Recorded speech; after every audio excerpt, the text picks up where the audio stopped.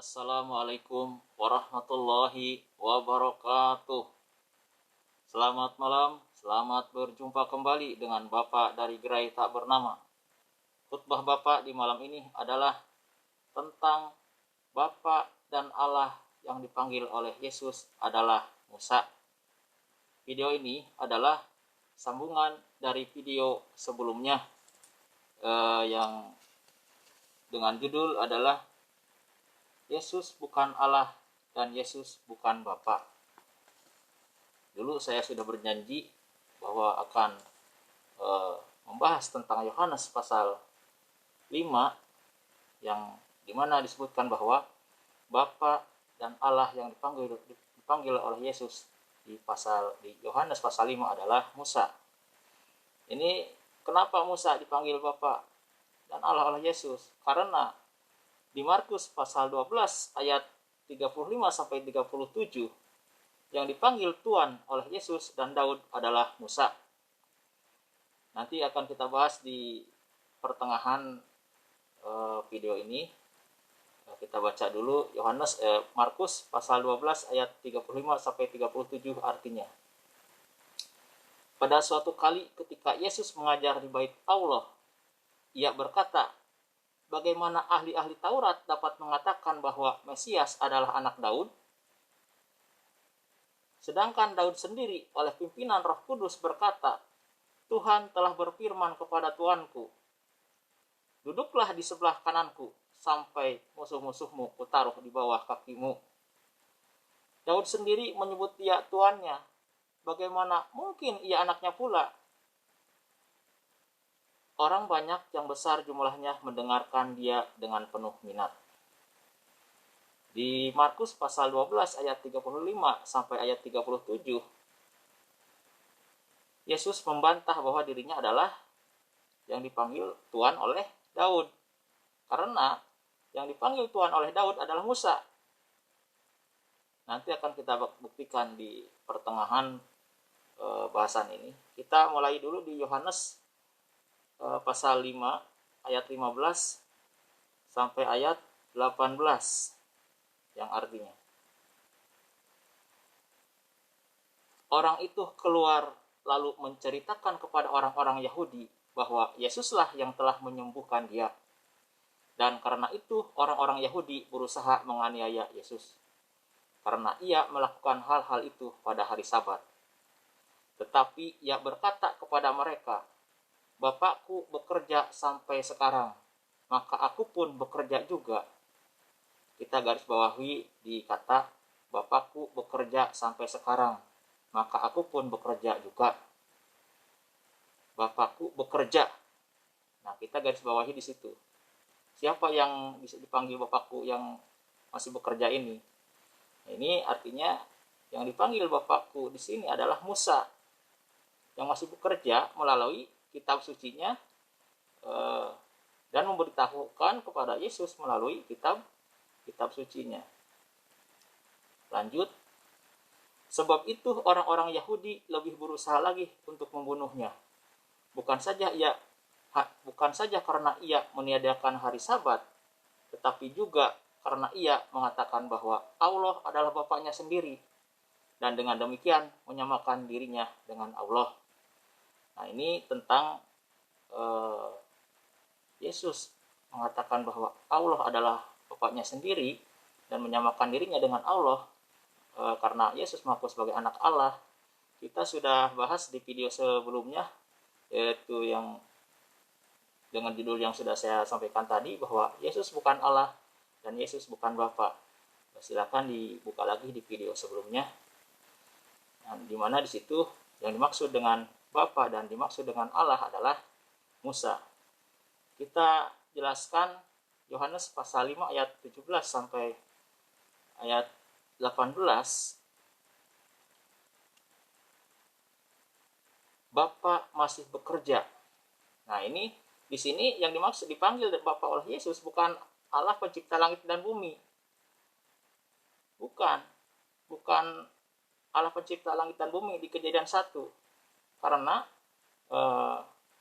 di Kejadian 2 ayat 1 sampai 3 Allah pencipta langit dan bumi itu sudah berhenti dari segala pekerjaannya di hari ketujuh. Jadi jelas ya, di sini yang dipanggil Bapa oleh Yesus, Yohanes pasal 5 ayat 17 sampai 18 itu bukan Allah, karena Allah sudah berhenti dari segala pekerjaannya. Tetapi yang dipanggil Bapa oleh Yesus adalah Musa. Nah, kita lanjutkan lagi.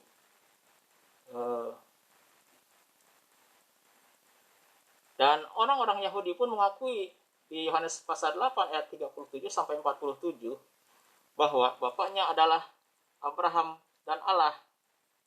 Jadi yang masih bekerja di situ adalah Abraham dan Allah. Sedangkan yang dimaksud dengan Allah di sini adalah Musa itu tadi, yang dimana di pasal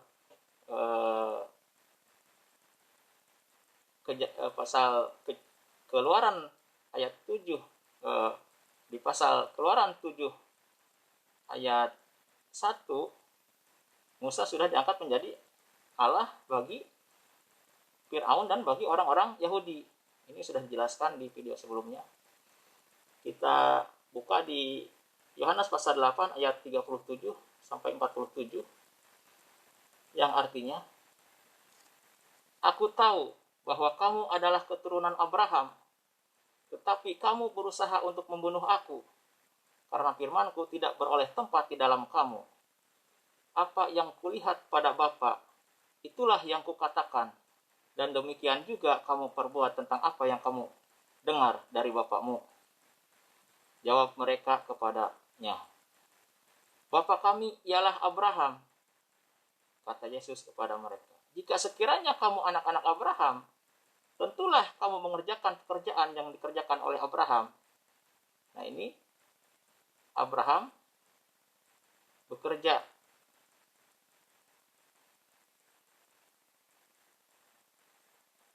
Lanjut, tetapi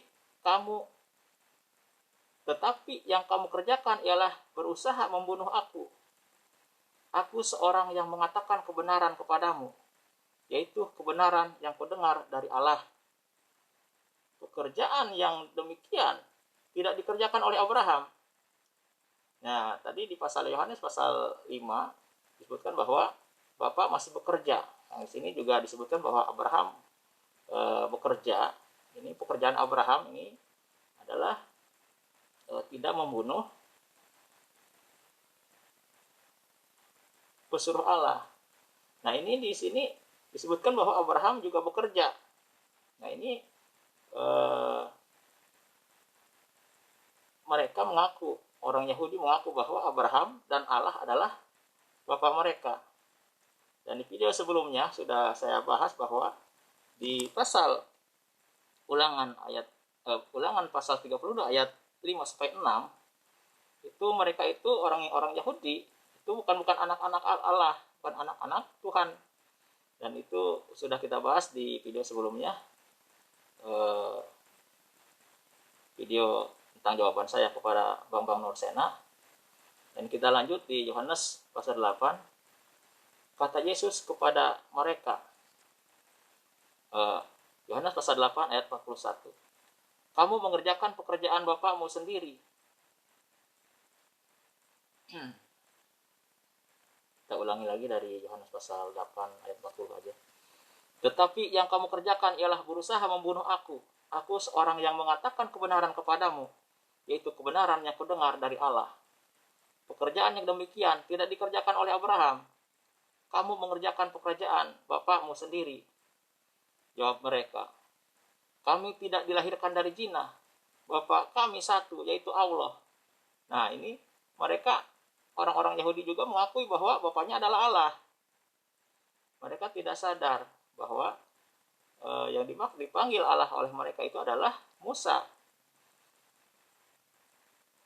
Kata Yesus kepada mereka, jika Allah adalah Bapamu, kamu akan mengasihi aku, sebab aku keluar dan datang dari Allah. Dan aku datang bukan atas kehendakku sendiri, melainkan Dialah yang mengutus aku. Apakah sebabnya kamu tidak mengerti bahasaku? Sebab kamu tidak dapat menangkap firmanku. Iblislah yang menjadi bapamu, dan kamu ingin melakukan keinginan bapamu. ia adalah pembunuh manusia sejak semula dan tidak hidup dalam kebenaran, sebab di dalam dia tidak ada kebenaran. Apabila ia berkata dusta, ia berkata atas kehendaknya sendiri, sebab ia adalah pendusta dan bapa segala pendusta. Tetapi karena aku mengatakan kebenaran kepadamu, kamu tidak percaya kepadaku. Siapakah di antara kamu yang membuktikan bahwa aku berbuat dosa? Apabila aku mengatakan kebenaran, mengapakah kamu tidak percaya kepadaku? Barang siapa berasal dari Allah, ia mendengarkan firman Allah.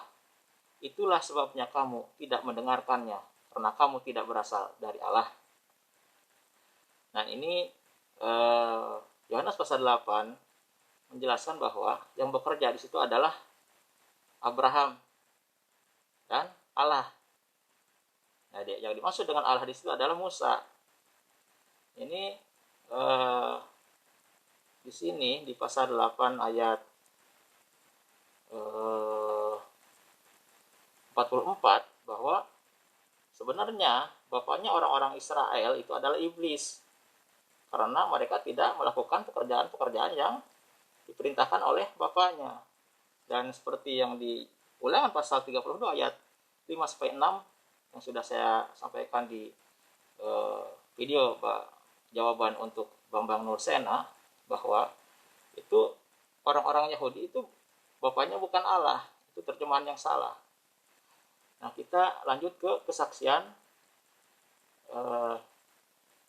Yesus di pasal Yohanes pasal 5 ayat 19 sampai ayat 21, yang artinya, maka Yesus menjawab mereka, katanya, Aku berkata kepadamu, sesungguhnya anak tidak dapat mengerjakan sesuatu dari dirinya sendiri, jikalau tidak ia melihat Bapa mengerjakannya. Sebab apa yang dikerjakan Bapa, itu juga yang dikerjakan anak. Sebab Bapa mengasihi anak, dan ia menunjukkan kepadanya segala sesuatu yang dikerjakannya sendiri. Bahkan ia akan menunjukkan kepadanya pekerjaan-pekerjaan yang lebih besar daripada pekerjaan-pekerjaan itu. Sehingga kamu menjadi heran, sebab sama seperti Bapa membangkitkan orang-orang mati dan menghidupkannya, demikian juga anak menghidupkan barang siapa yang dikehendakinya.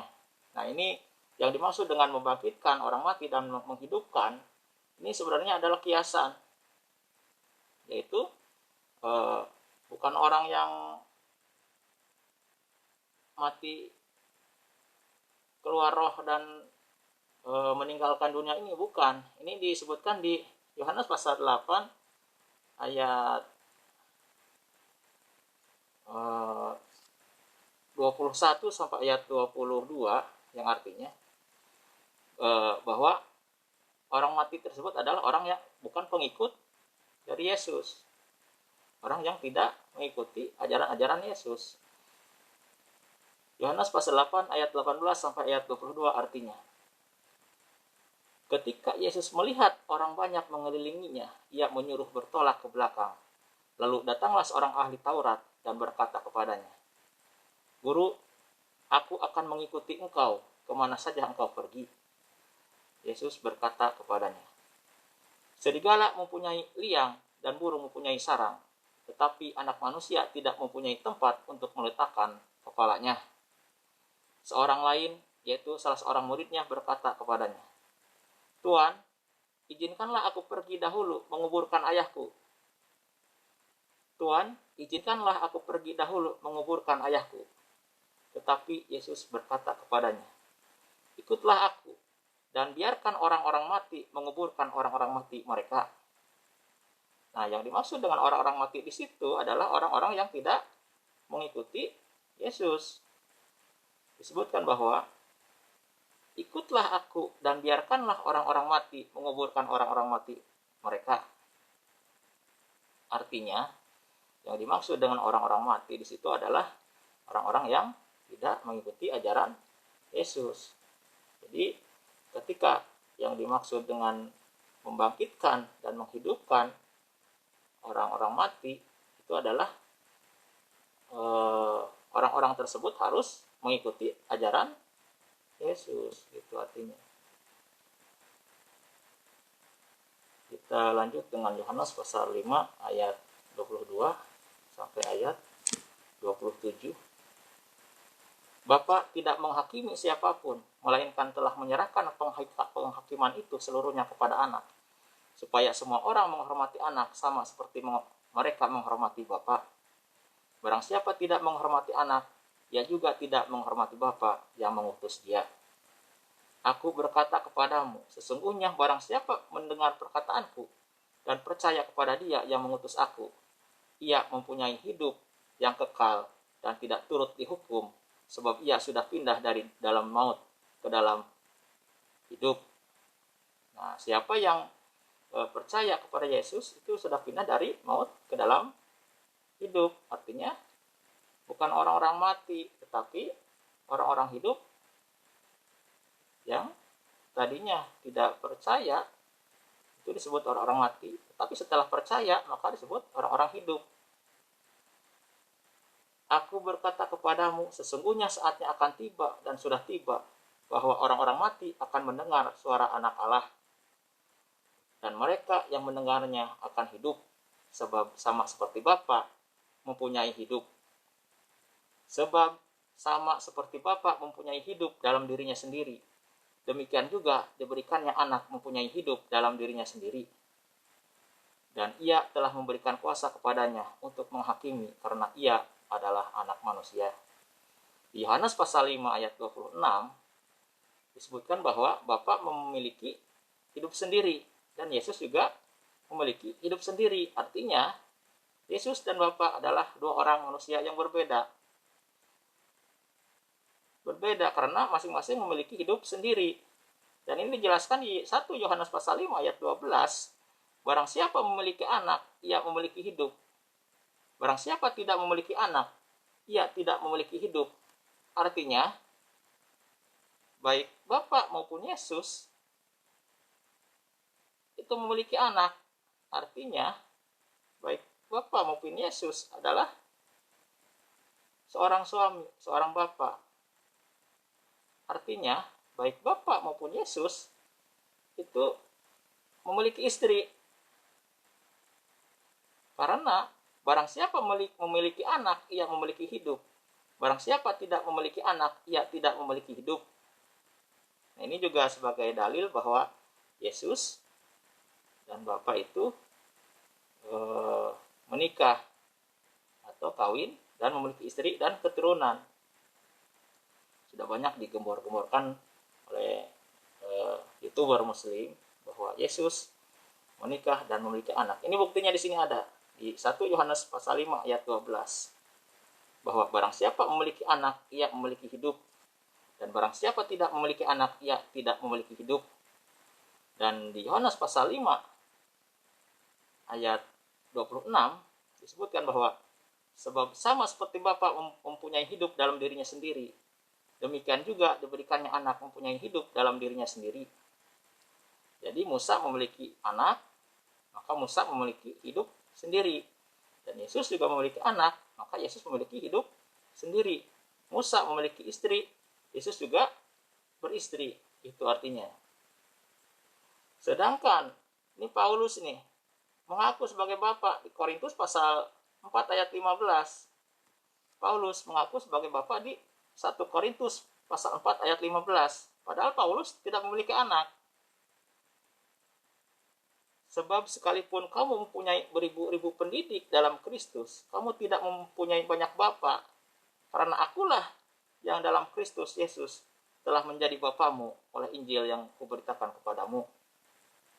Paulus mengaku sebagai bapa. Waduh, ini parah ini. Padahal di Matius pasal 23 ayat 8 sampai 10, Yesus mewanti-wanti bahwa jangan menyebut bapa di dunia ini, karena hanya satu Bapa orang Yahudi, atau yaitu Dia yang di langit atau di surga, yaitu Musa. Kenapa saya bilang bahwa Bapa orang Yahudi itu adalah Musa?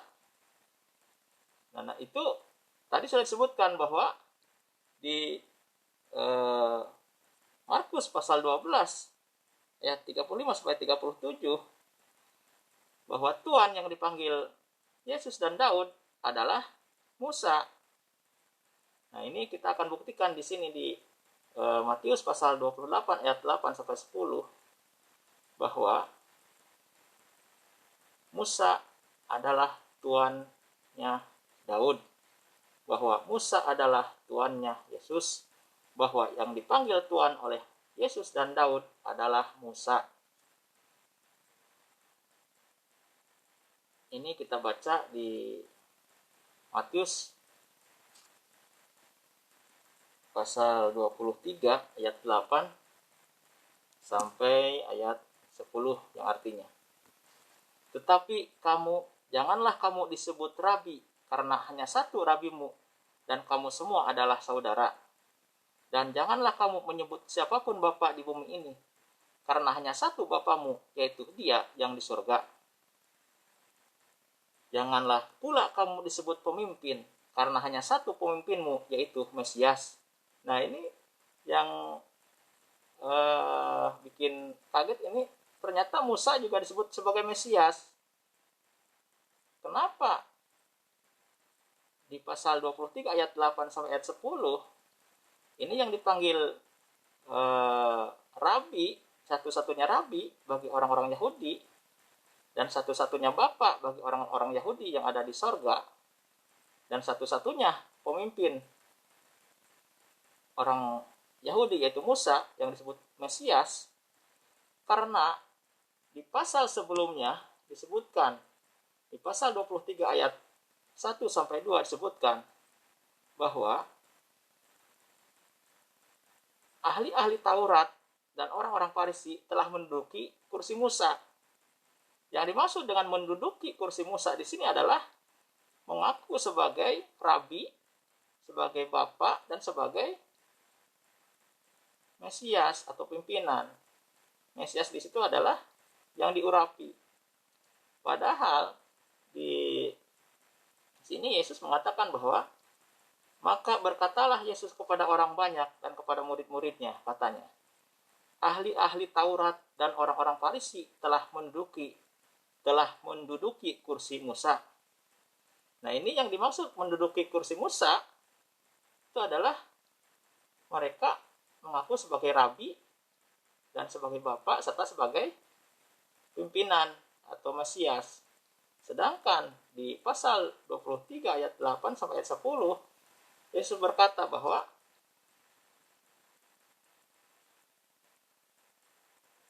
tetapi janganlah kamu disebut rabi, karena hanya satu rabimu, dan kamu semua adalah saudara. Dan janganlah kamu menyebut siapapun bapa di bumi ini, karena hanya satu bapamu, yaitu Dia yang di sorga. Janganlah pula kamu disebut pemimpin, karena hanya satu pemimpinmu, yaitu Mesias. Nah, ini jelas bahwa yang dimaksud dengan rabi, satu-satunya rabi, dan yang dimaksud dengan satu-satunya bapa dan satu-satunya pemimpin, yaitu Mesias bagi orang-orang Yahudi adalah Musa.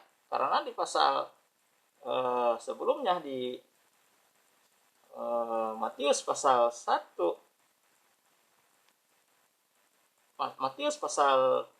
23 ayat 1 sampai 2 dijelaskan bahwa ahli-ahli Taurat dan orang-orang Farisi telah menduduki kursi Musa. Nah, yang dimaksud dengan kursi Musa di sini adalah sebagai jabatan Musa sebagai rabi, sebagai bapak, dan sebagai pemimpin atau Mesias. Nah, jelas bahwa yang dipanggil Tuhan oleh Yesus dan oleh Daud itu ternyata adalah Musa. Dan selama ini orang-orang Nasrani, orang-orang Kristen salah mengartikan bahwa yang dipanggil Bapa oleh Daud adalah Yesus. Itu salah sekali. Karena Yesus sendiri mengaku bahwa tadi sudah sebutkan di awal bahwa tidak mungkin Mesias itu adalah anaknya.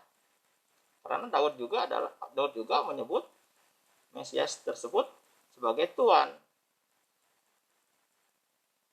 Nah, kita lanjut di Yohanes pasal 5 ayat 28 sampai ayat 48 kalau nggak salah. Ini terlalu panjang, kita akan persingkat saja. Janganlah kamu heran akan hal itu, sebab saatnya akan tiba bahwa semua orang yang di dalam kuburan akan mendengar suaranya, dan mereka yang telah berbuat baik akan keluar dari dan bangkit untuk hidup. Dan mereka yang telah berbuat baik dan akan keluar dan bangkit untuk hidup yang kekal. Tetapi mereka yang telah berbuat jahat akan bangkit untuk dihukum. Aku tidak dapat berbuat apa-apa dari diriku sendiri. Aku menghakimi sesuai dengan apa yang aku dengar, dan penghakimanku adil, sebab aku tidak menuruti kehendakku sendiri, melainkan kehendak Dia yang mengutus aku. Kalau aku bersaksi tentang diriku sendiri, maka kesaksianku itu tidak benar. Ada yang lain yang bersaksi tentang aku, dan aku tahu bahwa kesaksian yang diberikannya tentang aku adalah benar. Kamu telah mengirim utusan kepada Yohanes, dan ia telah bersaksi tentang kebenaran. Tetapi aku tidak memerlukan kesaksian dari manusia, namun aku mengatakan hal ini supaya kamu diselamatkan. Ia adalah pelita yang menyala dan bercahaya, dan kamu hanya mau menikmati seketika saja cahayanya itu. Tetapi aku mempunyai sesuatu kesaksian yang lebih penting daripada kesaksian Yohanes, yaitu segala pekerjaan yang diserahkan Bapa kepadaku sudah aku melaksanakannya. Pekerjaan itu juga yang kukerjakan sekarang. Nah, ini disebutkan di sini bahwa segala pekerjaan yang sudah diserahkan Bapa kepada Yesus itu sudah dikerjakannya. Nah, itu tadi sudah jelaskan bahwa yang bekerja adalah Musa sebagai Allah bagi Yesus dan bagi orang-orang Yahudi, dan yang bekerja juga disebut adalah Abraham. Makanya itu Abraham disebut juga sebagai bapak bagi orang-orang Yahudi, dan selain Abraham yang dipanggil bapak adalah Allah, yaitu Musa. Nah, kita lanjutkan. Dan itulah yang memberi kesaksian tentang aku. Pekerjaan itu juga yang kukerjakan sekarang, dan itulah yang memberi kesaksian tentang aku, bahwa Bapa yang mengutus aku. Bapa yang mengutus aku, dialah yang bersaksi tentang aku. Nah, ini yang bersaksi tentang Yesus adalah Bapa. Dialah yang bersaksi tentang aku. Kamu tidak pernah mendengar suaranya, rupanya pun tidak pernah kamu lihat. Dan firman-Nya tidak menetap di dalam dirimu, sebab kamu tidak percaya kepada Dia yang diutusnya. Kamu menyelidiki kitab-kitab suci, sebab kamu menyangka bahwa olehnya kamu mempunyai hidup yang kekal. Tetapi walaupun kitab-kitab suci itu memberi kesaksian tentang aku, namun kamu tidak mau datang kepadaku untuk memperoleh hidup itu. Nah, ini yang memberi kesaksian katanya adalah kitab suci. Dan tadi di atas disebutkan bahwa yang memberi kesaksian kepada Yesus adalah Bapa. Jadi jelas bahwa yang dipanggil Bapa di sini adalah Musa, karena Musa lah yang menuliskan kitab suci tersebut. Namun kamu tidak mau datang kepadaku untuk memperoleh hidup itu. Aku tidak memerlukan hormat dari manusia, tetapi tentang kamu memang aku tahu bahwa di dalam hatimu tidak mempunyai kasih akan Allah. Aku datang dalam nama Bapakku, dan kamu tidak menerima aku. Jikalau orang lain datang atas namanya sendiri, kamu akan menerima dia. Bagaimanakah kamu dapat percaya, kamu yang menerima hormat seseorang dari yang lain, dan yang tidak mencari hormat yang datang dari Allah yang Esa? Jangan kamu menyangka bahwa aku akan mendakwa kamu di hadapan Bapa. Yang mendakwa kamu adalah Musa. Nah, ini jelas bahwa yang mendakwa orang-orang Yahudi adalah Musa, bukan Yesus, karena Musa itulah yang dipanggil sebagai Bapa dan Allah bagi orang-orang Yahudi, yang kepadanya kamu menaruh pengharapanmu.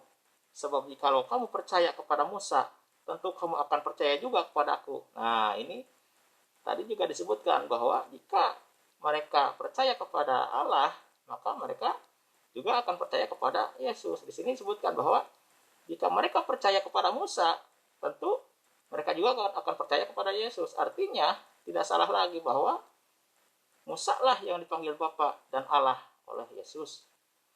sebab ia telah menulis tentang aku. Nah, itu kan.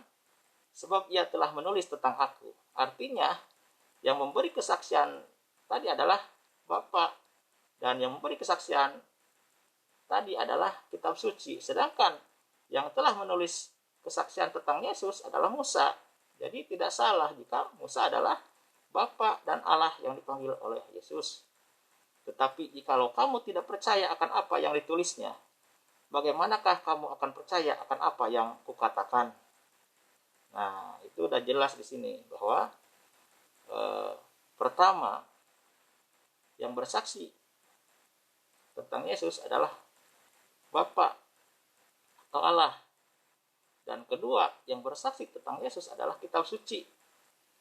Nah, ini yang ketiga, bahwa yang menulis kitab suci dan bersaksi tentang Yesus adalah Musa. Artinya sudah clear dan fix bahwa Bapa dan Allah yang dipanggil oleh Yesus di Yohanes pasal 5 adalah Musa. Saya cukupkan sekian. Mudah-mudahan ada manfaatnya. Billahi taufik wal hidayah. Wassalamualaikum warahmatullahi wabarakatuh.